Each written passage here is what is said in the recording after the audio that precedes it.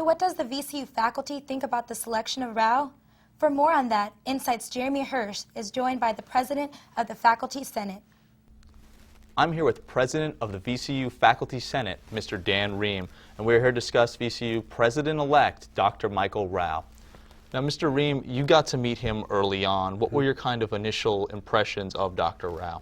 Well, I was fortunate to be one of the 5 faculty on the search committee that the Board of Visitors put together. We had a 17-member search committee with 5 faculty members on it representing both of the 2 campuses of VCU. As part of that search committee, we got to do a screening interview with Dr. Rao and a number of other candidates, and he impressed us immediately with his communication skills. We were impressed also with his experience coming from a university that was a growing university like VCU, and in a state where the economy, frankly, is pretty terrible the last several years. Yet despite Michigan's economy, he's actually made the university grow. But one of the key points for us was that we were looking at somebody who had actually worked at improving the academics of a university. Because we'd heard from our community at VCU that that's something both the students and faculty really wanted, was somebody who could bring VCU up a notch in terms of academic quality. And we saw several efforts of his at Central Michigan University to do that.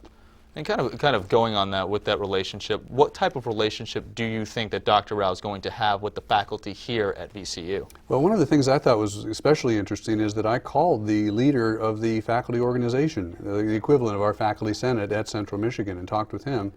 He said that he has never in 31 years of academia met anyone like Michael Rao in terms of his communication skills, his collaborative work style. He works with the faculty. In fact, he's written articles on the collaboration process between administration and faculty that I think has made the faculty here very excited about working with him.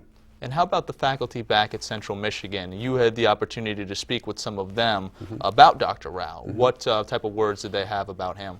Pretty much that he was easy to work with, a wonderful communicator, a man with a fantastic memory, that he reached out. In fact, I've seen that myself since his announcement of coming to VCU. He's been in touch with me by email almost every other day, asking me questions about the faculty at VCU, about things we're discussing and we're concerned about.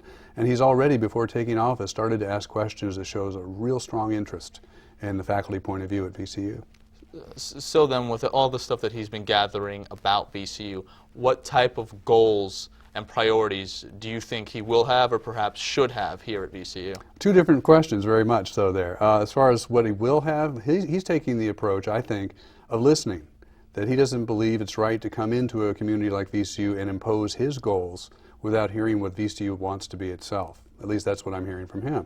So I think what he's planning to do, and of course he'll be able to tell you this himself, is I think he wants to come in and listen to this community and see what VCU wants to be, and basically form goals from what he learns there. In terms of what the faculty would like him to do, we've got many goals. We'd love to see VCU class sizes be smaller. We'd love to see better faculty salaries. We can put together a list for him if he needs it. If need be. All right, well, thank you for joining us. Mr. Dan Ream, President of the VCU Faculty Senate. Back to you, Nora and Brittany.